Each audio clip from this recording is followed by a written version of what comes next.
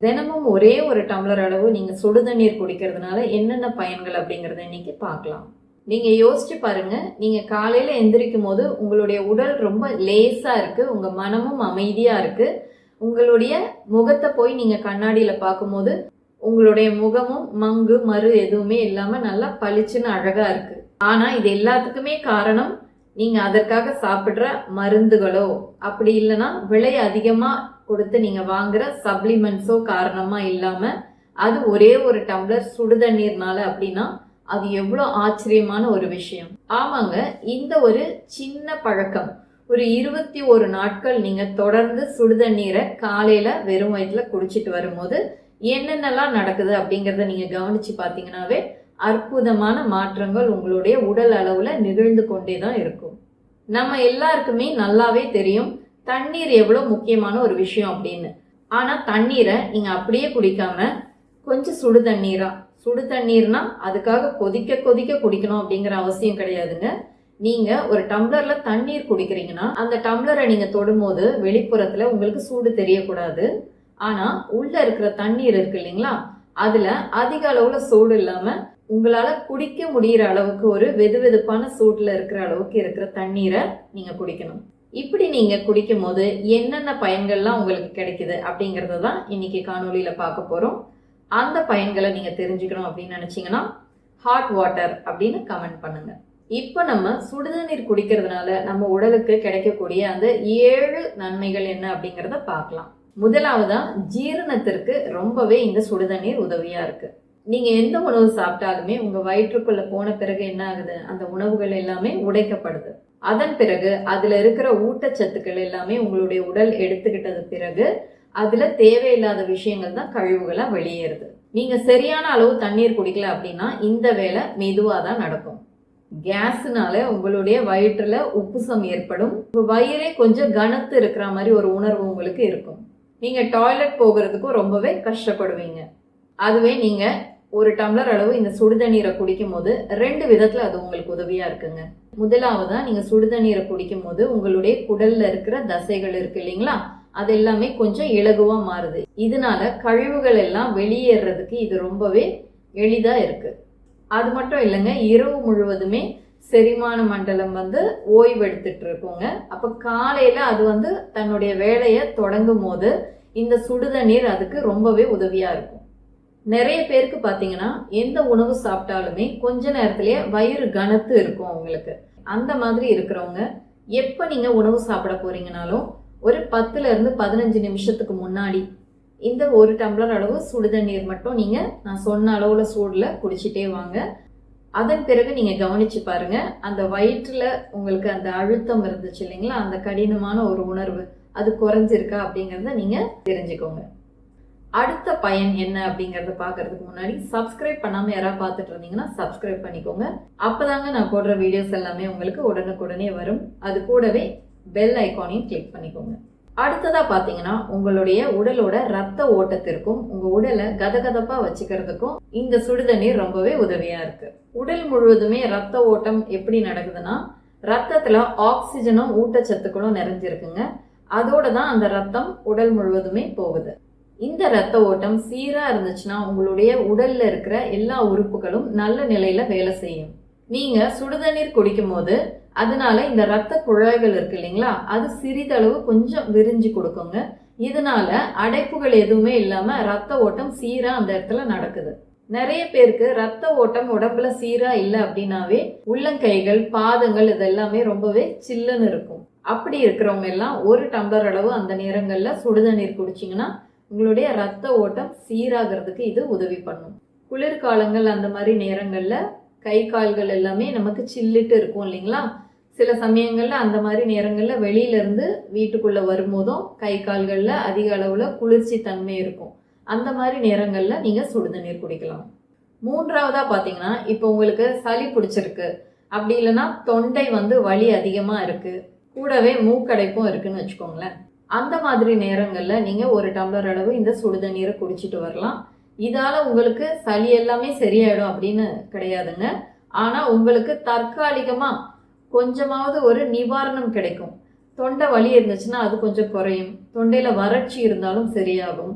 நீங்க குடிக்கிற அந்த தண்ணீரோட சூடு படுறதுனால அந்த சளி இருக்கு இல்லைங்களா, அது இறுக்கமா இருக்கிற சளி வந்து கொஞ்சம் இலகுவா இருக்கிறதுனால அது வெளியேறதுக்கு இந்த சுடுதண்ணீர் உதவியா இருக்கு. உங்களுக்கு அடுத்த முறை தொண்டை வலியோ இல்ல மூக்கடைப்போ ரொம்ப அதிகமா இருக்குன்னா அந்த சமயங்கள்ல நீங்க இந்த சுடுதண்ணீரை குடிச்சு பாருங்க. என்ன வித்தியாசம் தெரியுது அப்படிங்கிறது உங்களுக்கு அப்பதான் புரியும். அடுத்ததா பாத்தீங்கன்னா, சுடுதண்ணீர் குடிக்கிறதுனால உங்களுடைய ஸ்ட்ரெஸ் குறையுதுங்க. அது மட்டும் இல்ல, அதனால உங்களுடைய மனமும் அமைதியா இருக்கு. நம்மள பல பேர் பாத்தீங்கன்னா சீரான அளவுக்கு மூச்சு எடுத்து விடுறதே கிடையாது. நம்ம மூச்சை நம்ம கவனிக்கிறது கிடையாது.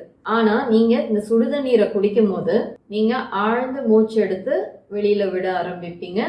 ஏன்னா அந்த பழைய அந்த பழக்கத்துல இருந்து இது உங்களுடைய உடலை ரீசெட் பண்ணுது. சில ஆய்வுகள்ல என்ன சொல்லியிருக்காங்கன்னா, நீங்க சூடான பொருட்களை சாப்பிடும் போது குளிர்ந்த பொருட்களை சாப்பிட்றத விட ரொம்பவே பாசிட்டிவா இருப்பீங்க அப்படிங்கிறத சொல்லியிருக்காங்க. உங்களுக்கு மன அழுத்தம் ரொம்ப அதிகமா இருக்குங்களா, உங்களால உங்களை கட்டுப்படுத்திக்கவே முடியாத அளவுக்கு உங்களுடைய மனம் இருந்துச்சுன்னா அந்த நேரத்துல நீங்க ஒரே ஒரு டம்ளர் அளவு இந்த சுடுதண்ணீரை குடிச்சு பாருங்க. ஆழ்ந்த மூச்சை எடுத்து மெதுவா வெளியில விடுங்க ஒரு 3 முறை. அதன் பிறகு உங்களுடைய மனம் எப்படி இருக்கு அப்படிங்கறத கவனிங்க. அடுத்ததா பாத்தீங்கன்னா, உங்களுடைய உடல் எடையை குறைக்கிறதுக்கும் உங்க உடம்போட அந்த மெட்டபாலிசம் இருக்கு இல்லைங்களா, அதை அதிகரிக்கிறதுக்கும் இந்த சுடுதண்ணீர் உதவியா இருக்கு. நீங்க சாப்பிடுற உணவை சக்தியா மாத்துறதுக்கு பேரு தான் மெட்டபாலிசம். நீங்க சரியான அளவு தண்ணீர் குடிச்சிட்டு வரும்போதுதான் இந்த செயல் சரியாக நடைபெறுது. அதுவும் நீங்க சுடுதண்ணீர் குடிக்கும் போது உடலோட அந்த உஷ்ணம் கொஞ்சம் அதிகரிக்குது இல்லைங்களா, அந்த சமயத்துல உங்களுக்கு சக்தி கிடைக்குது அப்படிங்கிறத சில ஆய்வுகள்ல சொல்றாங்க. நீங்க உணவு சாப்பிட்றதுக்கு ஒரு 10ல இருந்து 15 நிமிஷத்துக்கு முன்னாடி ஒரு டம்ளர் அளவு சுடுதண்ணீரை நீங்க குடிச்சிட்டு வந்தாவே உங்களுடைய பசியோட அளவும் குறையும்.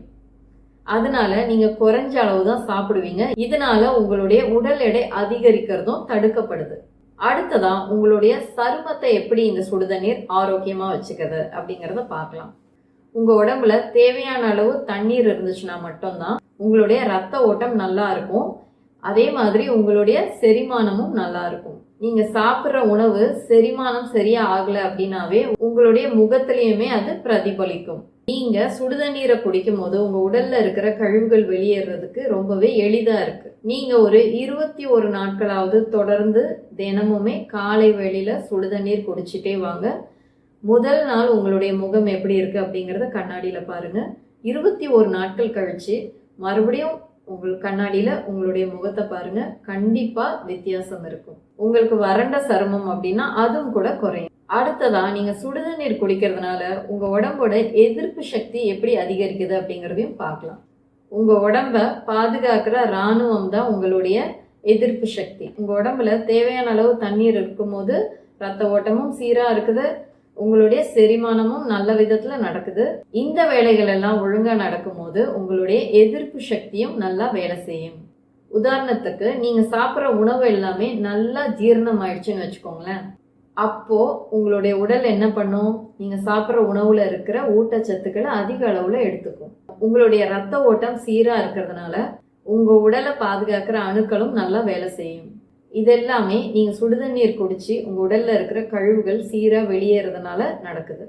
உங்களுக்கு சின்னதா உடல் நலத்துல ஏதோ பிரச்சனை இருக்கு அப்படின்னா நீங்க தினமும் காலையில சுடுதண்ணீர் குடிச்சிட்டே வாங்க. 7 நாட்கள் கழிச்சு என்ன வித்தியாசம் இருக்குன்னு பாருங்க. 14 நாட்கள் கழிச்சு உங்க உடல்ல மாற்றம் இருக்கான்னு பாருங்க.